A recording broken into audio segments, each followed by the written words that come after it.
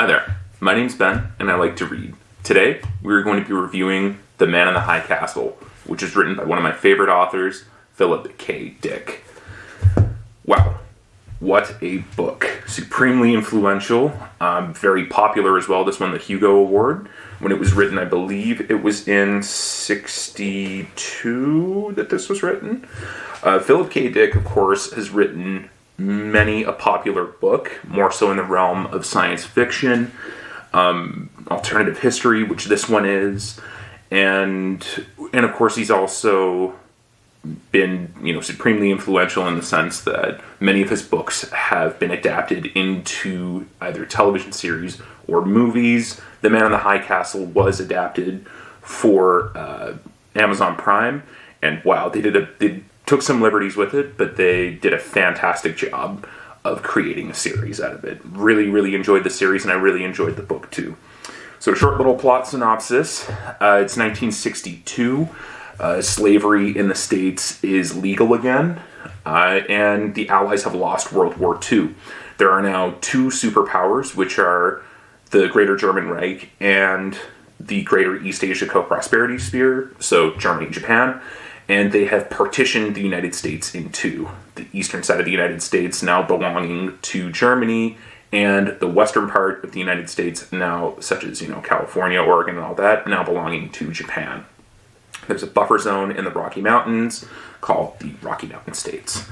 Now, essentially this follows 3 or 4 different characters and how they try to navigate this new world. There is a plot, of course, because Hitler is about to die, and there are people within the Greater German Reich who are, of course, jockeying for power. Some of them want an all-out war with Japan, because there is that Cold War that's going on there.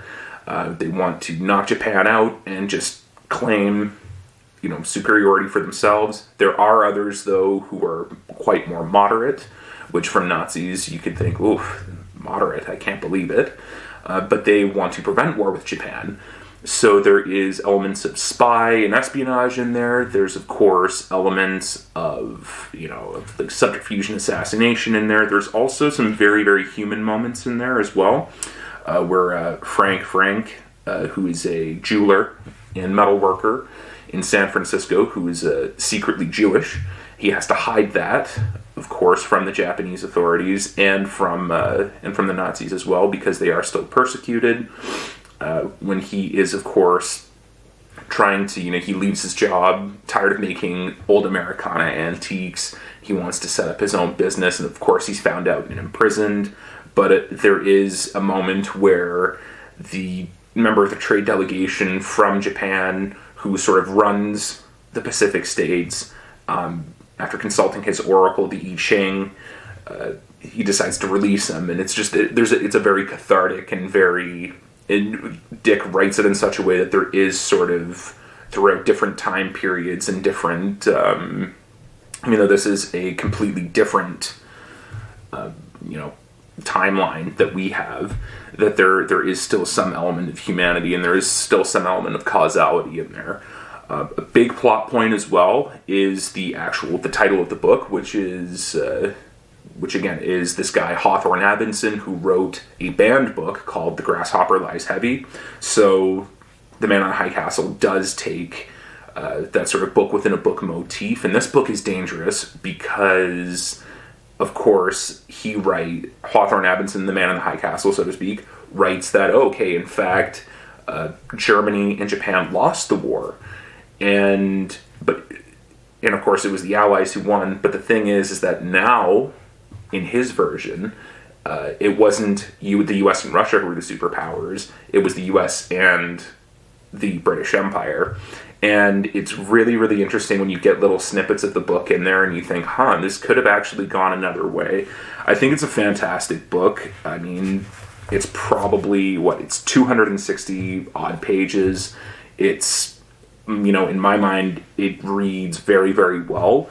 Philip K. Dick does have a tendency to get overly descriptive with certain characters. Like, he'll go into real detail, like on what they're wearing, down to the detail on the tie. He will start throwing brand names out there that are obviously fictional. But the whole reason why he's doing it is to really envelop you in this world that he creates. Like he's, I mean, it's probably a terrible comparison, but he is sort of like the Ridley Scott of books. He has this, and his unbelievable ability to create a world that's plausible, to create a world that feels so real when you're reading it. And ultimately, again, like there are a lot of this isn't just a book that you'll read to be like, oh, okay, like I just want to read like a generic like alternative history thing. There are some unreal concepts behind there, like again, that humanity, that causality. Should we be over reliant on Taoist oracles like the I Ching? Should we, like, are we, in the face of this unbelievable defeat to the Axis powers, do we still have humanity, or like will it still win? And ultimately it does. And I think that it's a very important book to be read. I think that most of his works, some of which we'll cover later, are absolutely fantastic. In my opinion, no one can skip out on this one. It doesn't matter if you don't like science fiction. It doesn't matter if you don't like alternative history. It's a unbelievably thought-provoking book. And it's fun to read. It's fun to imagine that different scenario where we live in a world where there is possibly a timeline that, where we aren't as prosperous as we once were, or if something happened another way. And it's fun to see the resistance to that as well, because there are still people like Frank, like Mr. Tagomi, like Rudolf Wegener in the book, who are fighting to undermine this new order.